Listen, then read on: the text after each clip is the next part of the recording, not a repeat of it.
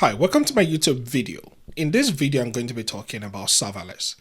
I had done an earlier video, which I think you should go check it out. And in that earlier video, I've talked about compute and storage. I think it's a very good foundation to be able to follow through to serverless, because this video is a continuation of what I started talking about from the compute and storage conversation.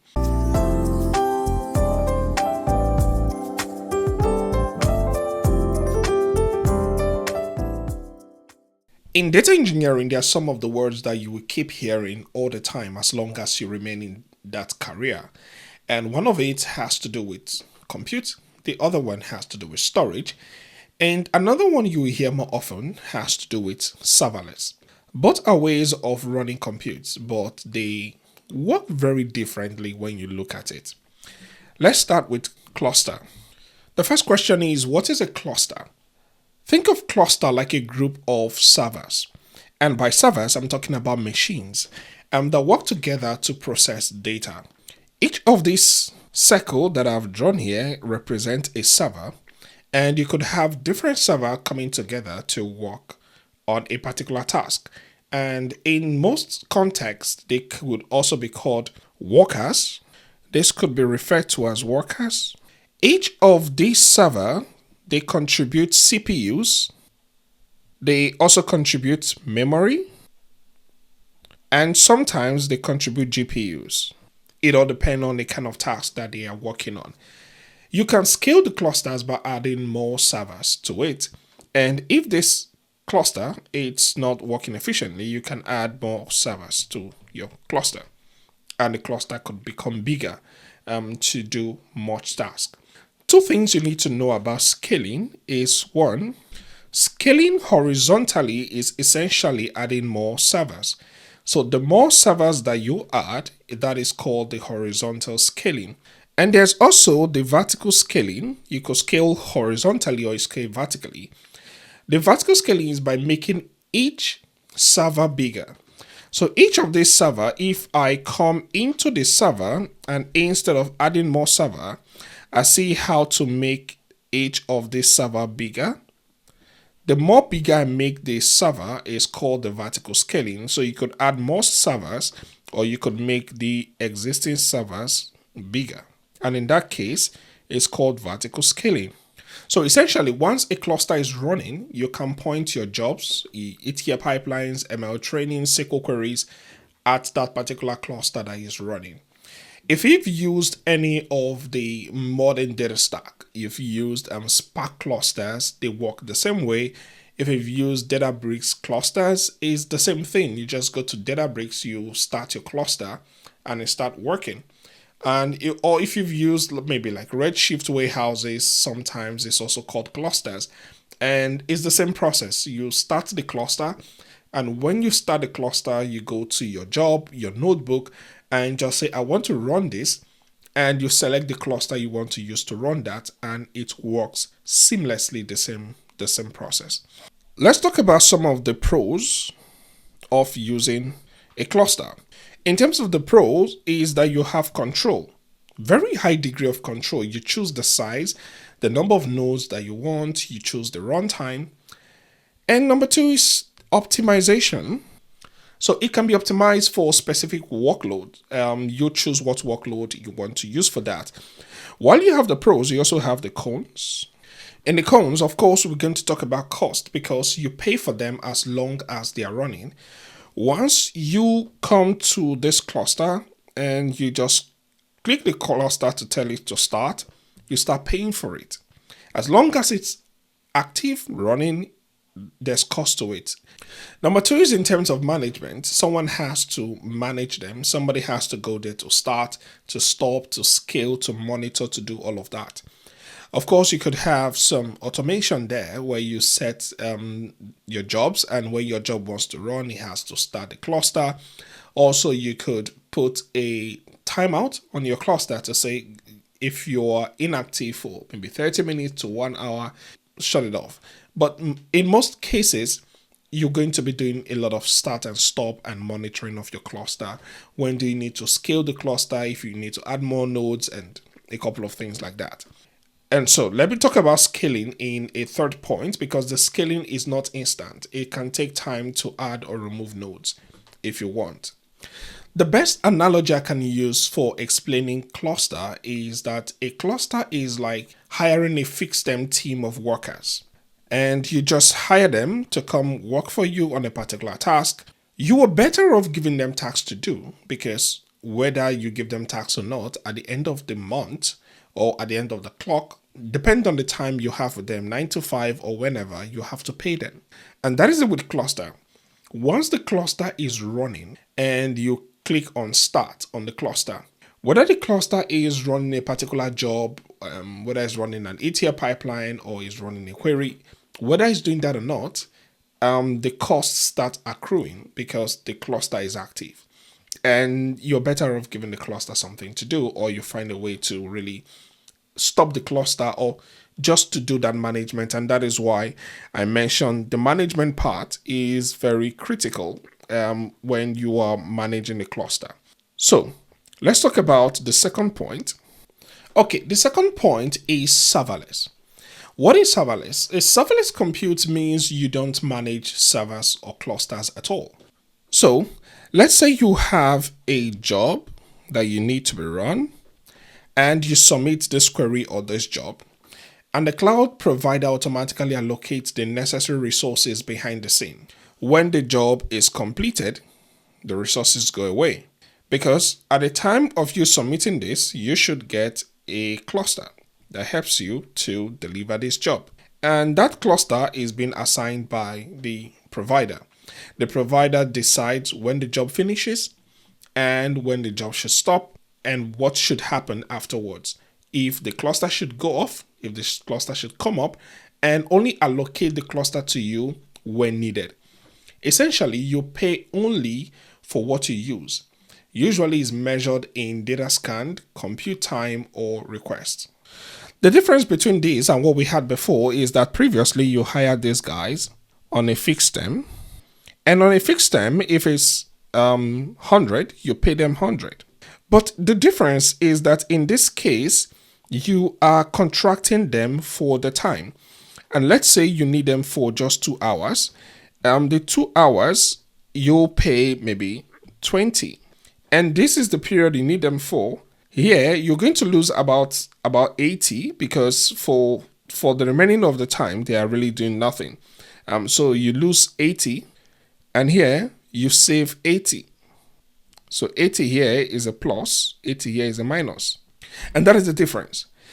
In a serverless, you don't think about the cluster, you don't set up the cluster, you don't think about cluster running and accruing costs to you. What happens is that you only pay for what you use, and usually is based on the job that was delivered. Data scan, compute time, or whatever. Some of the examples is if you've used Google BigQuery. I love BigQuery and I've used it a lot. BigQuery is serverless. You just go on BigQuery, create your project, and you can just start writing your queries after you've created your data set, of course. It's the same in AWS Athena, and you also have Snowflake adopting this concept, and it's not just Snowflake, even Databricks, Synapse Analytics. In fact, every of the data providers, they've seen how critical having serverless is, and they're adopting this serverless concept. But one of the leaders in this has always been BigQuery, because it's mostly serverless. You just go and run your query or your job. What are the benefits of this? I've shared a couple, but let me just speak about it on a different side. The pros is about overhead.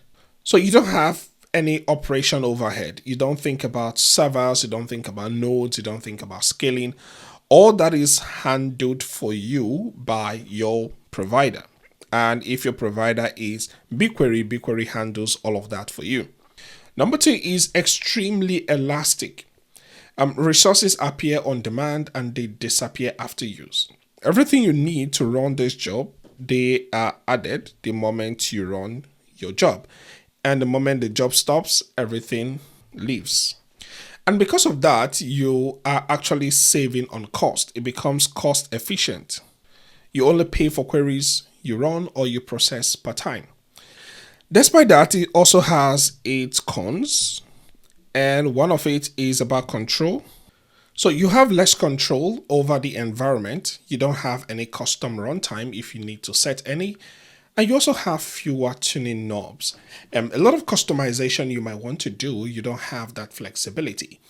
Sometimes you might have a query you want to add more nodes to, increase the size of the cluster. You are not able to do that. Here the next is cost. Of course, it's cost efficient, but sometimes the cost can also spike if queries are written inefficiently. And that is why one of the key things that even your next employer will look out for is how best you're able to optimize the query that goes into a serverless. Because if your queries are not well optimized, it's going to spend much more time trying to get that running, and it's going to scan entire tables. For instance, let's say you have a production query. So let's say you have a production query, and instead of saying select name, age from employee, for instance, you could have more columns you want to select. But if you choose to go for this option that says select all from employee, this employee could have about 20 columns or more.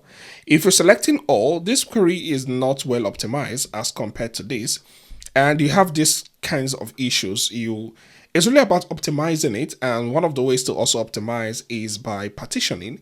If you don't partition, if you don't cluster by a particular cardinality column, and all of these cases, if you are not doing this efficiently, you could have the cost spike as well. So having efficient code base is very critical if you are to optimize this, and that is one of the things you need to look out for. So if you want to look at everything to tie it up together, and I could just say look at clusters versus serverless. And if I'm to look at everything, or one of the features we could look at is management. In terms of management, in the clusters, you provision and manage nodes. And for the serverless, you don't do any of this. You don't do any sort of management at all. And when it comes to scaling here, it is manual. You do manual scaling, and here it is automatic. And the scaling is very automatic. For the costing, the cost model, here you pay for uptime, even if it's idle. As long as it's active, you pay for that. Here you only pay per query or job that you run, which is quite exciting. And for the flexibility, this is highly customizable. It has very highly customizable environment, and here is limited to tuning and control. And some of the examples on this, you have Databricks, you have Redshift. Almost all of the data platforms have the clusters and also have the serverless. And serverless is what most of these data platforms are now moving into. So the next question is really, why serverless? Serverless shines in analytics environment where workloads are. One, serverless really shines where workloads are bursting. Sometimes you run lots of queries and sometimes you run none. And that is what happens within analytics. When you're building an analytics platform, you're running lots of query and other times you're not running any query at all. In such situations, you might want to prefer serverless because it manages your cost and you only pay at the time you are running those queries. The second point is ad hoc. Most times analysts just want to run ad hoc reports and they're exploring data. They don't want to wait for clusters to spin up. Sometimes it could take a while for clusters to spin up. So in cases where these things are ad hoc, it's very important you use serverless because serverless is able to help you achieve that. And the scalability part is critical because you don't want to worry about how many nodes are enough. You just want to be able to scale that if you need to. In as much as serverless is important, you still need clusters, especially for ETL jobs, pipelines, streaming, ML training, machine learning trainings, and all of that. It's still best when you're doing it with clusters. And also for customer environment, You want to do lots of customization specific for Python, R libraries, and custom runtimes. Cluster still has its place. And finally is control. Control is very important because there are some use cases you just want to have control. Yeah, with this knowledge, I think you're in a good place to understand the key concept of all of this. And we've talked about the first part, which is compute and storage. And in the second part, we've talked about serverless. And I hope this video was useful for you. Please like and subscribe so others can have access to this video and to help us to do more of this. I do more content like this, and I hope you find this useful.